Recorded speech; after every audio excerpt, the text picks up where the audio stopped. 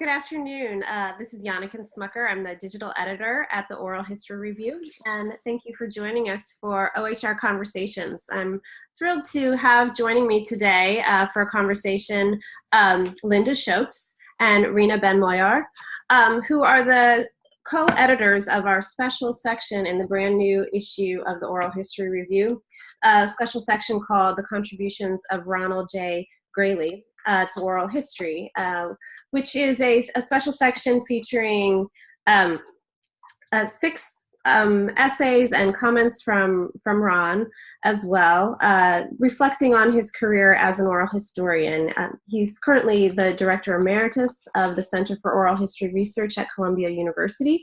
But these articles in the journal sort of reflect on his career in its entirety, and are a really wonderful, meaningful contribution, a really great historiographic look at a key person in the field of oral history in the late 20th century.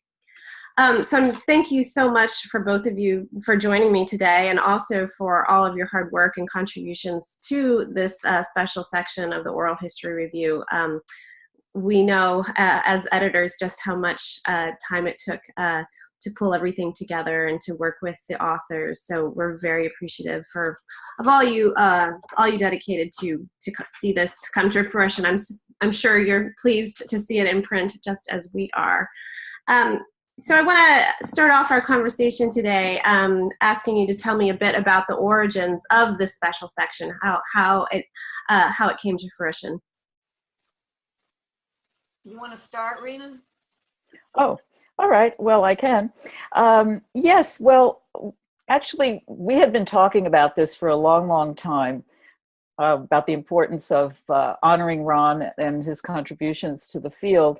And then when the 50th anniversary of the Oral History Association came up in 2016, Linda and I decided to put together a panel that would in fact, talk about Ron's contributions from a variety of different vantage points.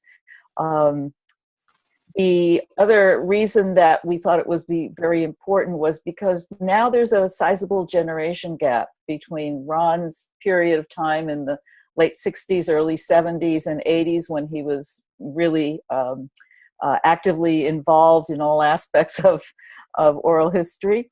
And now to newcomers to OHA who may have heard his name, but really don't know much about him, or may not have read Envelopes of Sound or been privileged to have him as a teacher through the Columbia Master's Program, or from the Summer Institutes in which he always participates. So we put together this panel of 5 people with Ron as a commentator, and they ranged along Ron's career, for one thing, and also looking at different aspects of his contribution. So we started with Anders Skotnes, who is a historian and has known Ron for the longest period of time, from his undergraduate and graduate school days at Cal State Long Beach. And then Alex Freund, who actually is the newest person to know Ron in this group through his work. Alex was a student at Columbia and became involved in oral history that way. And then Luisa Passerini, who was one of Ron's closest colleagues and friends, and knew him through Ron's international work in oral history, and through they have a very special connection in terms of the way in which they look at subjectivity in history. So that was very important. And then Jack Chen, who came to know Ron at the same time that I did in the early 80s at Columbia, when Ron was running seminars, to which he would invite local people as well as international scholars like Sandro Portelli or Luis Passerini. And so Jack was very involved he was one of the founders of the New York Chinatown History Project, and very involved with oral history in the community. And So we wanted to capture that aspect of Ron's contribution.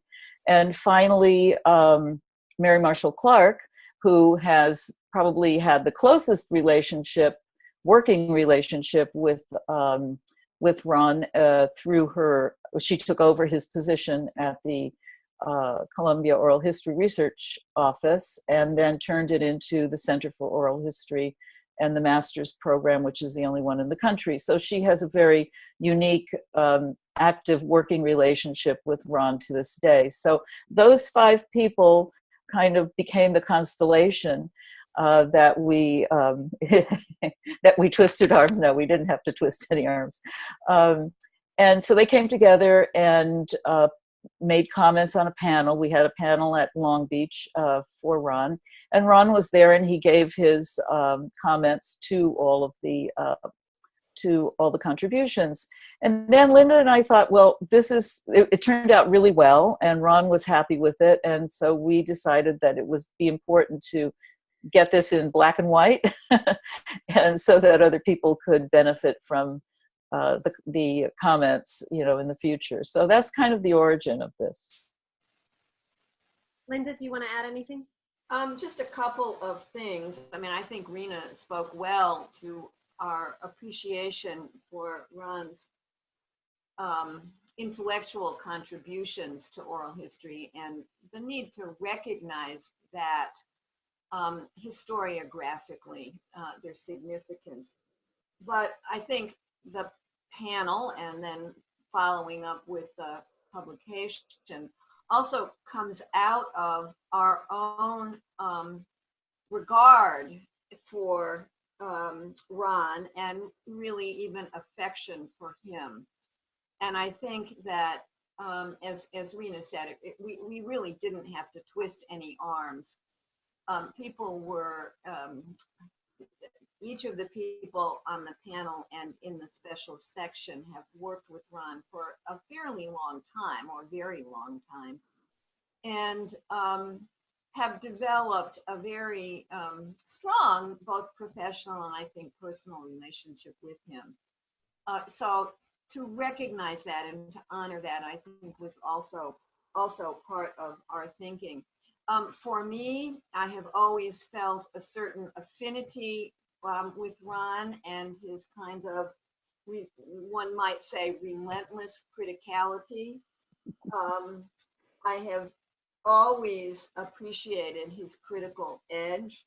And, I would say too, and I'm sure Rina would agree with me, this organizing the panel and working on this publication was an opportunity for the two of us to work together. I love working with Rina. Likewise. It was a really good time working with each other that I think buoys us through some of the slog that any of this inevitably is.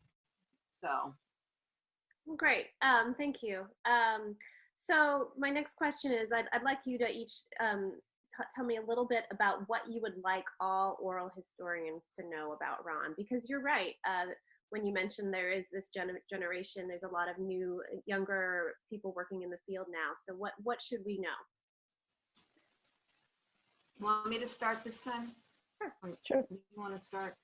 I was thinking about this just before we got together here.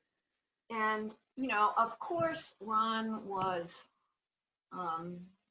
very significant in the shift that occurred in thinking about oral history around the early 1980s, as we came to recognize an interview not simply as a document or an accumulation of fact, but rather as a crafted text, as something that is itself interpretive and also requires some decoding, shall we say, or interpretation. So I think that's, kind of a key point about why he's important. I think it's also important to recognize that Ron, and he says this in his own commentary, none of the work he did was done alone. I mean, he wrote the articles all by himself. He did the labor of of putting words on page, which, as we know, is not insignificant. But he was part of a whole cadre of people, of which I certainly situate myself on the periphery,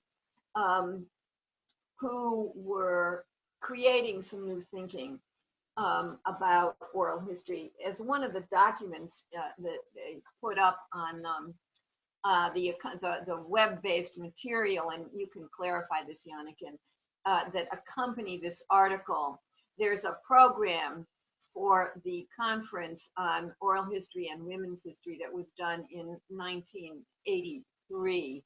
And if you read the program, and it's a typed program with some marginal comments, I mean, it's a hit parade of not only the most important people working in oral history, but also in women's history at that particular moment in time. You know, Ron really was part of a whole group of people and a sort of intellectual wave that occurred in oral history around the early 80s. And it is important for people to know that. But the other point I would make, in addition to Ron's always giving credit to other people, is he never apologized for oral history. And I think that in the early years of the field, shall we say, it was not highly regarded in the academy, certainly.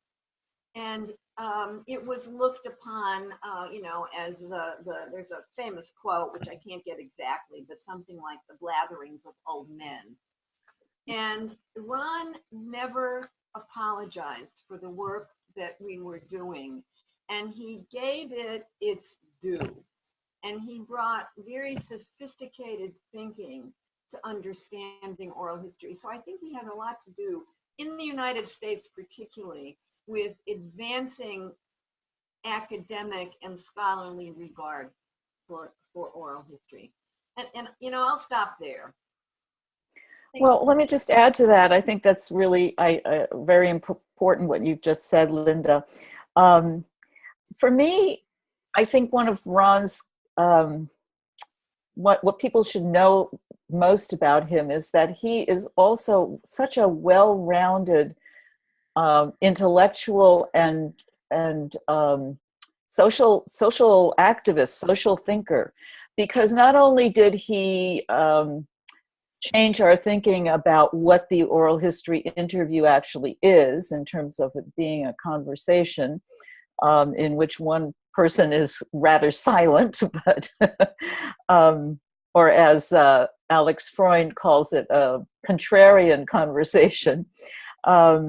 But he also was interdisciplinary. And I think that to me was the most important thing because, well, one of the most important, because when I came to know Ron, it was in the early 80s. I was just arrived to New York and was charged with developing an oral history of Puerto Rican migration to New York. And just serendipity happened that Ron was also recently arrived as the new director at Columbia. And what I thought was so striking was I come out of literature, Ron comes out of history, and yet we had a very common language, given the fact that he also unapologetically talked about the subjectivity of narratives. And you know, from a literary standpoint, the analysis of the narrative is pretty, you know, is the key to my field. And yet I was involved with historians and we could talk across those intellectual divides. And so that I think was really important. The other thing was that Ron was an incredible networker. And in New York in that time and beyond New York, I mean, he was very active in the National Oral History Association, and he was very influential in the formation of the International Oral History Association, even though he himself didn't like the formality of that. But, and so bringing all of these strands together was also the community. I mean, there were community historians at his seminars, there were international people, there were, you know, it was just a very rich environment. And the other thing was that he also he worked to build the field in the sense that he was editor for many years of the International Oral History Journal of Oral History. And that was a key publication effort. We all read every single issue that came out and were very much formed by that journal. And then also he taught oral history, and he built a cohort of scholars around him, and he sponsored, as Linda said, those international conferences. And he also did, he also reshaped in some ways, or he pushed the Oral History Association itself when he became its president in the mid-'80s, I believe. I can't remember exactly, but pushed it towards more inclusivity and multicultural. There was a very strong multicultural push that he gave, which was, of course, in line with his political understanding of oral history as being a tool for democracy and social justice and that. So I think all of those, people don't know all of those things about him. And so that's the other reason why we thought it was important to really put forth a well-rounded vision of who he has been to all of us and to the field. Thanks, Rina. He really pushed against the old guard in the OHA, and made a lot of us, then younger people, people doing social history, feel welcome. And, you know, that I will forever appreciate him for. He and I have to give credit to Mike Frisch too. But do we have time? I can give you a little anecdote that I think buttresses what Rina said about interdisciplinarity and Ron's interdisciplinarity. Anyone who's ever had a personal partner knows how difficult it is sometimes, if they're from a different intellectual orientation or field, how to bring them into your own personal networks. And that has certainly been true in my life. But my husband, who is a psychotherapist, and I often visit and stay with Ron when we're in New York. And it's remarkable that Ron and my husband have very interesting and searching conversations, because he's picking my husband's brain about psychology and the psychology of narrative and the way people put their stories together. And I mean, that's a personal relief to me that, you know, two people I like each other. But it's a very good, I think, expression of, you know, Ron just has this restless mind that grabs onto ideas and then puts them through his own intellectual framework. I mean, you go to his apartment and it's humbling, because, you know, laid out on his table are 5 books that you wish you would read, but no, you never will. And, you know, he's read them all. Along those lines, I was hoping to hear some stories about Ron. So I'll turn to you, Rina, next. Do you have a favorite memory or story about Ron from your years of knowing him? Well, I have memories more than stories, because, and as I said before, when I first arrived to New York and had to inform myself about what is oral history, Ron was there, you know, and he was so generous. He came to the Center for Puerto Rican Studies, where I was working at the time, and we had a small group of people doing the interviews, and he gave us workshops on how to interview in oral history, as opposed to journalism, or as opposed to ethnography or sociology. And so we learned, we were instructed by the master, basically. So that was a really and to see how Ron embraced us, I think it is testament to not just his intellectual curiosity, but his warm-heartedness, because he didn't know us and we didn't know him, but he immediately brought us into the fold and said,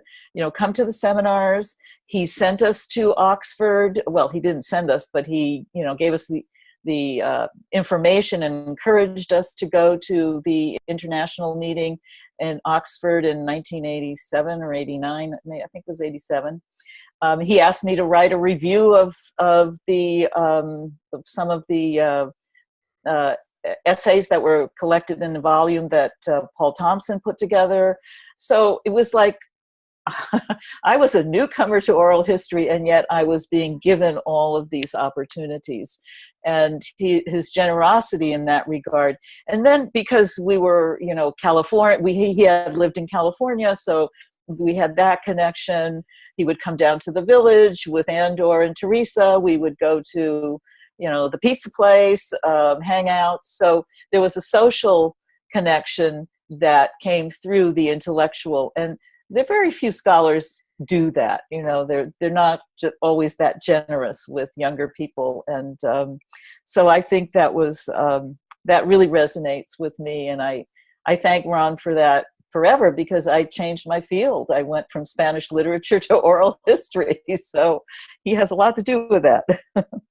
Anyway, those are my memories, or some of them. Yeah.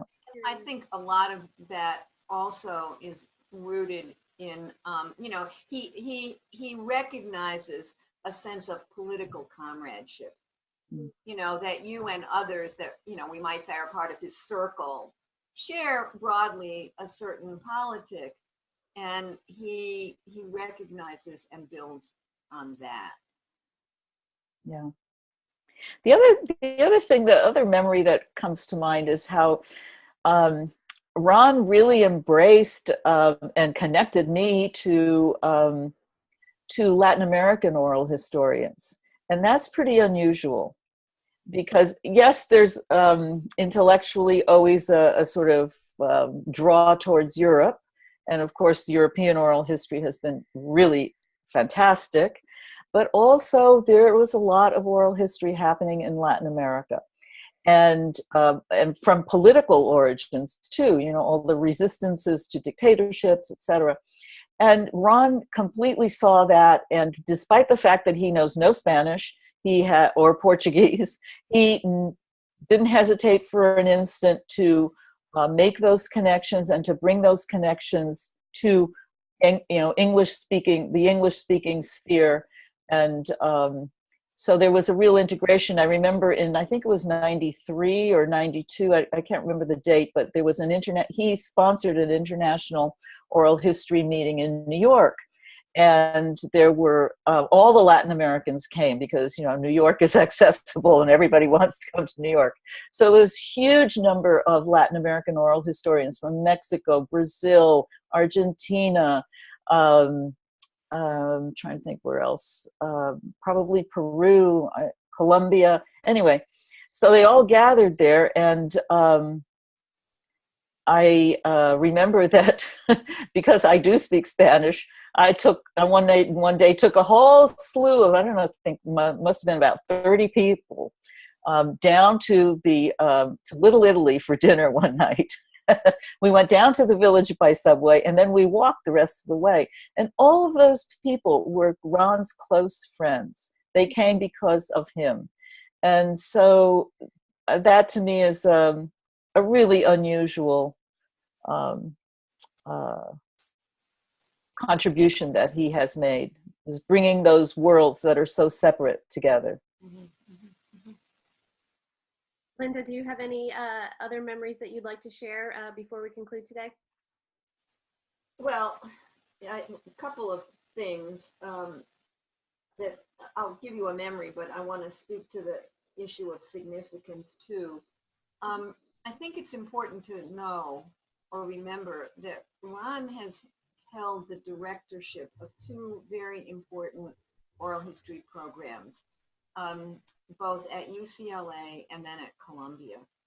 And at a time when, oral history wasn't rolling off everybody's mouth, when it still was somewhat novel, not well recognized, those two programs were extremely significant. And he, I'm sure, was hired because of both his administrative competence and his intellectual acuity at both of those, really top tier universities. And he used those platforms in a way that, didn't just figure out the best way to, I don't know, transcribe interviews or something, sort of the management of a in a very narrow sense, but he used those platforms to open up the world of oral history. With all due respect to those who do manage programs, please. A personal anecdote, yeah. I came into oral history through a different pathway, through graduate school at the University of Maryland and Martha Ross's class, and my own personal interest in documenting what were called anonymous Americans. I mean, that's old news.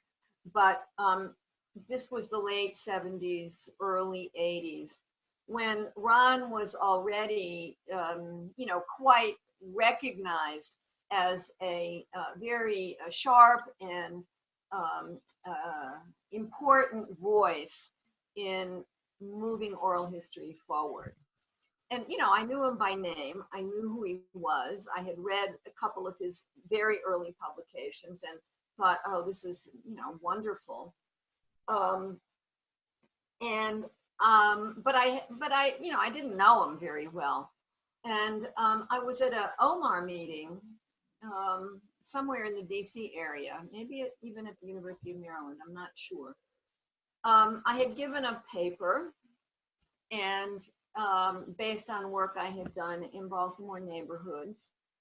And, it was at the lunch break, and, everybody's sort of milling around wondering, well, who am I going to eat lunch with? And I was doing the same. And Ron goes like this, to me, saying, you want to have lunch? And, oh, gee, Ron Grele wants to have lunch with me? I was really flattered and felt like, well, I've really arrived. And I may be mixing up more than one memory here, as we tend to do, but I'll tell it as a seamless story. Over the course of that lunch, he talked to me about my presentation, and it ultimately, he published it in the International Journal. And, that was a wonderful, it was flattering to me, but it was also, really helping a newbie or a semi-newbie to advance or develop in the field. And, again, Rina speaks of Ron's generosity and gratitude, and I do have that gratitude.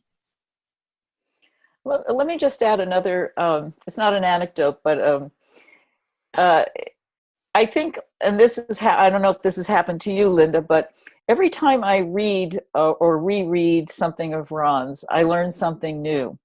And even though we all knew about conversational interviewing and the conversational narrative and the importance of understanding it as a text, as a constructed text that reflects people's values and ways of thinking, etc., every time I read something of his, I learn something new about that. And I think it's a kind of combination between having done a lot of oral history and the practice of your own practice as an interviewer, and then reading his work. And he is just such a master interviewer that I think it's really important, if there's anything that the new generation should know, or people listening to this blog, is go back and read his articles in Envelopes of Sound, and because they're so rich that every time you read them, you find something that you didn't realize. So I think, and that's why I think 5 of the 5 essays that we have, pretty much 4 of them, really focus on that, because that is a timeless contribution to our field and in shaping what oral history is and how we go about it. Yeah, there's a density there in his work that opens up new avenues of thought every time you read it. I think the articles do help unpack some of that density. Mm-hmm. The other thing I would say to that, or it makes me think, is when I read some of the new work in oral history, I think, well, Ron said something like this 30 years ago. Or this resonates with what Ron said, but this isn't that new, you know. So, you know, I have that experience also. Great. Well, it's been a delight to share this conversation with you about the contributions of Ronald J. Grele to oral history, as we call the special section in the latest issue of the Oral History Review. And I want to thank you both for joining me here this afternoon. Along with this recorded conversation, please do check out our small gallery, which is also a tribute to Ron Grele, here on the oralhistoryreview.org website. You can see some links to some of the early writings that Linda and Rina have mentioned, as well as some additional photographs that weren't able to appear in the journal itself. So we're glad that we can have that space here on our website. So please do check it out, in addition to reading the really remarkable essays, really special tribute to the work of Ron Grele. And I particularly have learned a lot as someone who is one of the more recent scholars in the field. So I appreciate all the work you've done in helping me understand this important historiographic contribution. And today I'm signing off. This is again Janniken Smucker, digital editor of Oral History Review, and Linda Shopes and Rina Benmayor have joined me today. Thanks again for listening. Thanks. Thank you.